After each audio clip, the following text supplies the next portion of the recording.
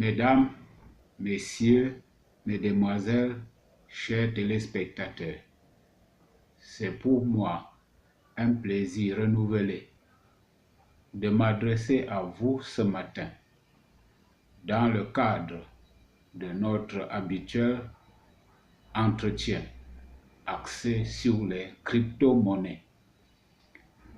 Dans le précédent entretien, nous avons parlé de la vente de l'entreprise de services fiduciaires de la famille Rothschild. Une vente qui, aux yeux de plusieurs observateurs, présage un crash bancaire mondial imminent. Après cet événement inédit, il y a eu un second digne d'intérêt sur lequel nous allons nous attarder aujourd'hui. Il s'agit plus précisément de la déclaration en novembre dernier de la directrice du Fonds monétaire international, Madame Christine Lagarde, selon laquelle les banques centrales doivent réfléchir à créer leur propre crypto-monnaie. En effet, lors d'un discours tenu au cours du Singapore FinTech Festival le 14 novembre 2018, elle a déclaré que les États devraient envisager la possibilité de créer leur monnaie numérique. Dans des propos rapportés par la BBC, la dirigeante du Fonds monétaire international a évoqué les différents atouts que peuvent procurer ces monnaies qui seraient émises par les banques centrales.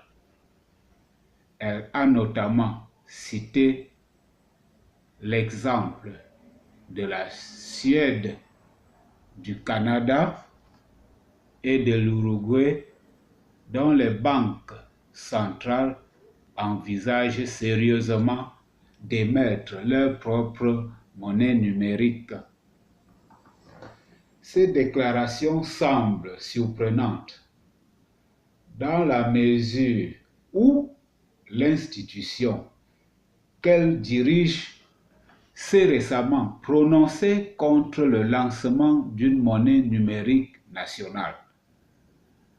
Dans un premier temps, il ne voulait pas entendre parler des monnaies numériques.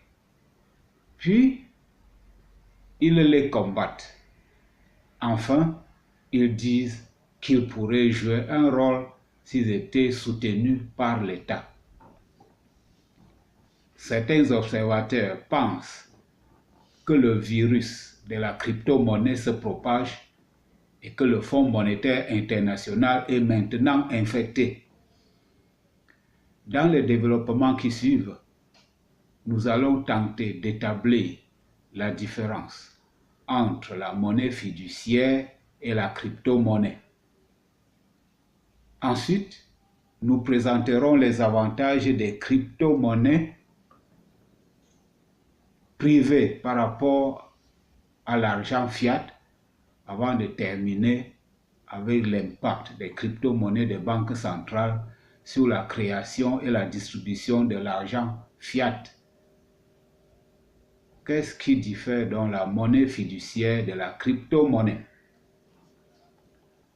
La monnaie fiduciaire, appelée en d'autres termes fiat money en anglais, est une sorte de monnaie émise par un gouvernement et réglementée par une autorité centrale telle qu'une banque centrale.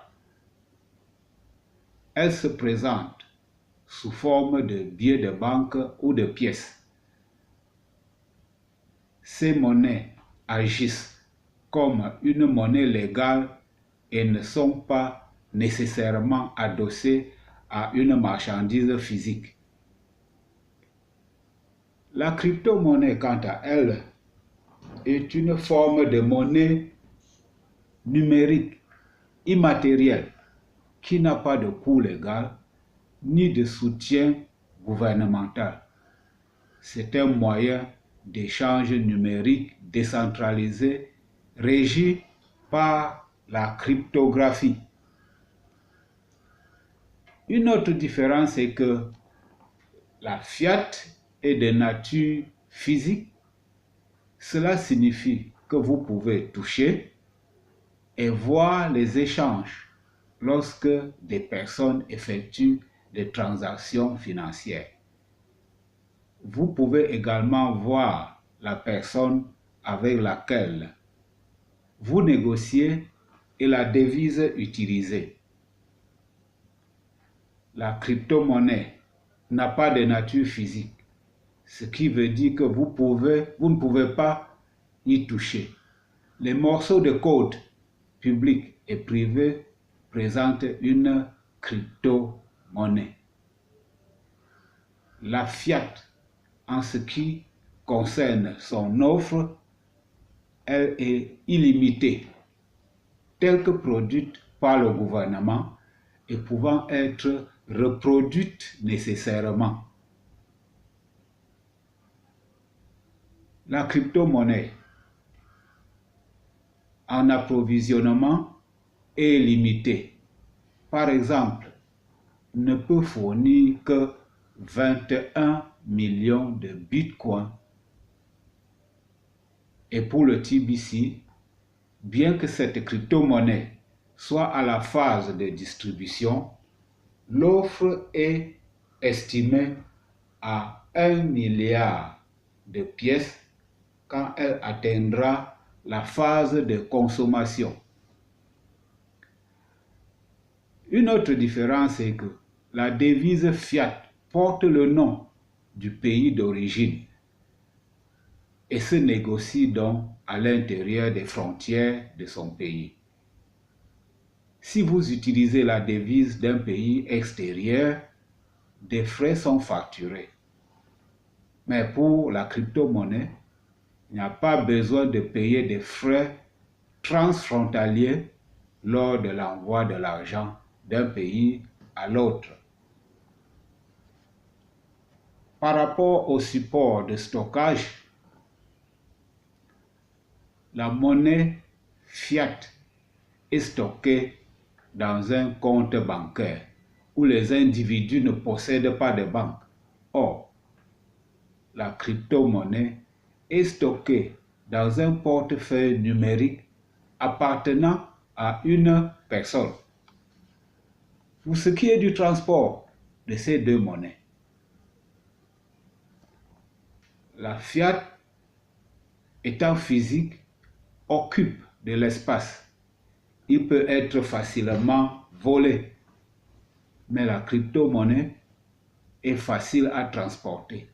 Stockée dans une application sur votre smartphone, elle fonctionne comme un portefeuille numérique. Alors que les gens s'intéressent de plus en plus aux crypto-monnaies, nous devons savoir ce qui les fait tomber sous le charme d'une monnaie non tangible et sans soutien du gouvernement. Elles ont des avantages que nous devons connaître avant de décider si elles en valent la peine ou non. Quels sont donc ces avantages? Au premier plan, nous avons la sécurité. La crypto-monnaie est plus sécurisée, contrairement aux paiements effectués par carte de crédit qui peuvent être annulés. Les transactions effectuées à l'aide de crypto-monnaies sont irréversibles, c'est-à-dire que lorsqu'on a fait une transaction, on ne peut plus l'annuler. Cela protège les utilisateurs contre des fraudes pouvant survenir entre un acheteur et un vendeur, le tout grâce à un grand livre distribué et à des contrats intelligents. En utilisant ces personnes, vous pouvez échanger des objets de valeur à travers le monde en un clic, sans vous soucier des risques ou de la fraude. Seules les personnes autorisées auront accès aux transactions effectuées sur le réseau blockchain. Cela signifie que les crypto-monnaies sont plus sécurisées et que les utilisateurs peuvent y appliquer diverses mesures de sécurité pour renforcer la sécurité, ce qui n'est pas le cas avec l'argent fiat. Un autre avantage, c'est l'accessibilité. La crypto-monnaie est accessible. À la différence des comptes bancaires classiques qui peuvent être gelés, le compte de la crypto-monnaie ne peut pas être bloqué car il n'est pas soumis à des lois ou réglementations pouvant geler le compte bancaire. De plus, toute personne disposant d'une connexion Internet peut acheter une crypto-monnaie sans avoir à passer par un examen minutieux. Pour effectuer un échange crypto-monnaie, il n'est pas nécessaire d'avoir accès aux moyens d'échange traditionnels. Un autre avantage, c'est le coût des transactions. Les banques facturent des frais de traitement pour effectuer une transaction, tandis que les échanges crypto-monnaies peuvent être effectués sans payer de frais de transaction ni de frais très bas. Plus besoin de banques centrales qui sont privées et sous le contrôle total des oligarques, entendus ici comme une personne faisant partie d'un petit groupe politique qui gouverne de façon privilégiée. Mais dans notre contexte, il s'agit de ce groupe de 1% de la population mondiale qui détient toutes les richesses du monde. Elles ne font donc plus la politique monétaire, à savoir la fixation des taux d'intérêt et le volume de liquidités dans le marché. Les taux d'intérêt sont fixés par le marché, c'est-à-dire par le peuple. Un autre avantage porte sur la masse monétaire. La masse monétaire ici désigne la monnaie en circulation. Elle n'est pas gonflée 10 ou 15 fois, mais est égale au montant de monnaie gagné par chacun et empruntable par les autres, sans multiplicateur. Un autre avantage, qui n'est pas des moindres, c'est l'absence de déficit budgétaire. Les oligarques ne peuvent plus pousser au déficit budgétaire des États puisqu'ils ne gagneraient rien dessus. Les guerres seront considérablement plus rares, voire inexplicables, et le coût d'emprunt des États va diminuer. En ce qui concerne les avantages indirects, les oligarques n'auront plus le pied sur le ventre des États et les politiques, plus de levier pour dicter leur volonté. Ils ne pourront non plus se créer de la monnaie gratuitement qui leur permet depuis plus de 100 ans d'acheter les entreprises du tissu économique mondial, ainsi éliminer progressivement du contrôle des entreprises. Ils ne pourront plus utiliser les immigrants pour faire baisser les coûts de production, ni décider des localisations. L'emploi sera sécurisé beaucoup plus. Est-ce que c'est fort de ces avantages que Madame Christine Lagarde est favorable à la création des crypto-monnaies des banques centrales, appelées en anglais Central Bank Digital Currency? Je ne pense pas, car toujours selon ses déclarations, c'est pour s'arrimer à l'évolution technologique d'une part et d'autre part parce que les crypto-monnaies comme le Bitcoin n'ont pas une bonne réputation dans la mesure où elles permettent les paiements anonymes et sont devenues un outil de blanchiment d'argent pour les criminels. Une autre raison qu'elle a avancée et qui mérite en faveur de la création des crypto-monnaies de banque centrale est que le paiement est immédiat, sécurisé, peu coûteux et potentiellement anonyme. De ce fait, les banques centrales pourraient conserver leur influence dans les paiements. Du côté des banques centrales, elles envisagent l'introduction des crypto-monnaies de banque pour plusieurs raisons. Premièrement, les considérations de coût jouent un rôle. Pour les banques centrales, les billets de banque et les pièces de monnaie sont chers à produire, à distribuer, gérer et remplacer. Le coût de la production et de la gestion de petites pièces passe leur valeur nominale jusqu'à 4 fois pour les pièces de 1 et 2 centimes. Pour les banques commerciales, les frais de gestion liés aux espèces ne sont pas facturés aux clients, mais subventionnés par des revenus provenant d'autres sources. L'autre préoccupation des gouvernements est la lutte contre les activités illégales. En effet, les billets de banque permettent des transactions anonymes. Réduire leur utilisation ou l'éliminer complètement permettrait, par exemple, de limiter la fraude et la corruption.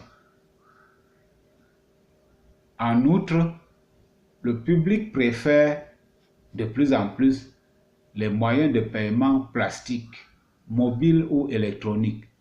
En Suède, par exemple, les paiements en espèces dans le secteur du commerce de détail sont passés de près de 40% en 2010 à environ 15% en 2016. Les 2/3 des consommateurs du pays déclarent pouvoir gérer sans espèces et plus de la moitié des succursales bancaires du pays n'effectuent plus de transactions en espèces. Stefan Ingves, gouverneur de la banque centrale suédoise Riksbank, soutient la création de la e-krona, qui est leur crypto-monnaie de banque, mais considère comme raisonnable que les banques commerciales continuent à gérer des billets et des pièces de monnaie. Selon lui, une interdiction des billets de banque va à l'encontre de la perception qu'a le public de ce qu'est l'argent et de ce que font les banques. Quel serait l'impact des crypto-monnaies de banque sur la création et la distribution de l'argent? Les banques centrales étudient les moyens d'éliminer les billets de banque ou en réduire la diffusion, tout en conservant leur rôle de fournisseur de monnaie de base. Notre système bancaire actuel comprend 2 niveaux, les banques centrales et les banques commerciales, jouant des rôles distincts. Les banques centrales garantissent la sécurité et l'intégrité de l'argent, veillent à ce que la masse monétaire permette la croissance économique et produise les liquidités requises par l'activité économique. Mais elles ne traitent pas directement avec des entités non bancaires. Ce sont les banques commerciales qui stockent l'argent du public dans les comptes et transfèrent cet argent à la demande du titulaire. Les banques centrales ne ciblent plus directement la quantité totale d'argent, mais plutôt les taux d'intérêt. L'argent est généré de deux façons.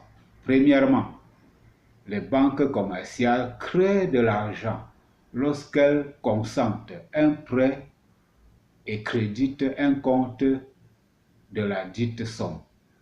Deuxièmement, après la crise financière de 2007-2008, les banques centrales ont créé de la monnaie avec un assouplissement quantitatif. En anglais, quantitative easy. Depuis le début du quantitative easy, la Réserve fédérale des États-Unis, la Banque centrale américaine, a acheté plus de 4,2 trillions de dollars d'actifs. 1 trillion représentant 1000 milliards.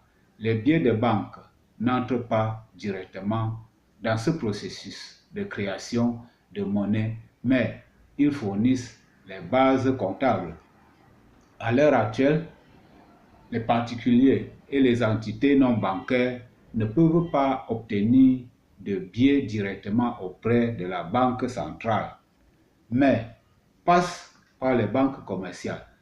Si les banques centrales créent des crypto-monnaies de banque comme monnaie de base, elles pourraient décider de permettre à des entités non bancaires ou à des individus de détenir des comptes de crypto-monnaies de banque centrale directement auprès d'elles.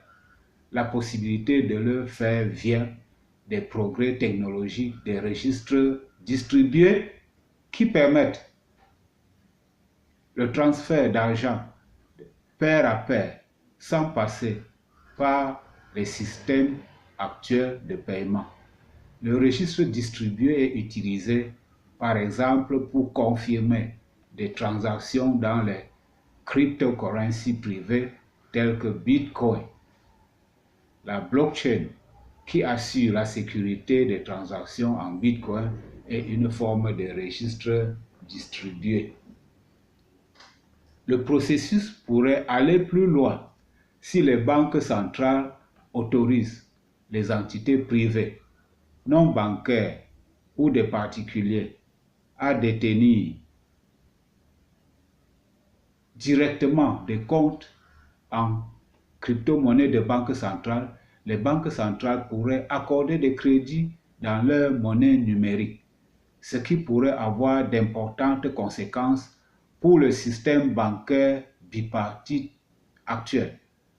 Malgré la perception généralement négative des crypto-monnaies, c'est pour tirer une conclusion, notamment du fait de leur nature anonyme.